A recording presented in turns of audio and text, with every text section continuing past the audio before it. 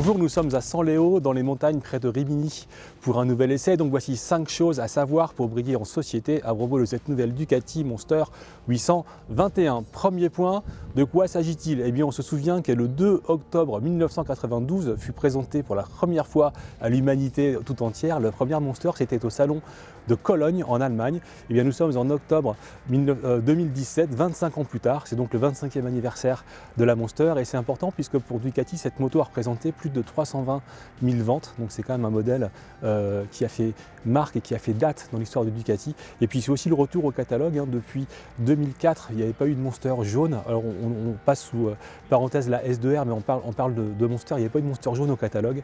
Donc ça, c'est le retour de ce coloris important dans l'histoire de la Monster. C'est donc la 821. 2018, deuxième point, comment est-ce qu'on la reconnaît? Eh bien, il y a le coloris, on vient de le dire, qui demande un petit surcoût de 200 € par rapport au modèle d'accès qui est rouge.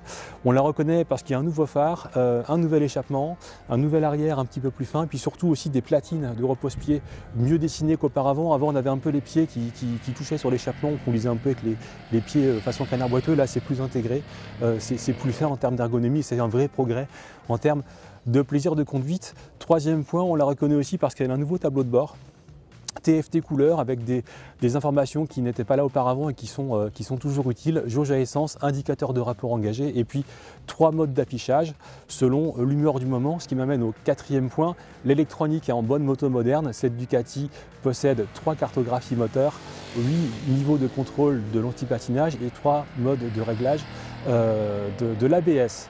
Cinquième point, le moteur, ça n'a pas beaucoup changé, il est Euro 4, il a perdu un tout petit peu de puissance par rapport au millésime précédent. On est quand même à 109 chevaux, à 9250 tours et un couple assez copieux de 8,8 kg. De couple, sincèrement, on ne voit pas la différence, ça reste un moteur qui est assez souple en bas, vif à prendre ses tours, généreux en couple, très agréable et qui colle bien avec l'esprit, je dirais, un peu touche à tout, un peu polyvalente, cette machine de moyenne cylindrée, et ça lui va très bien.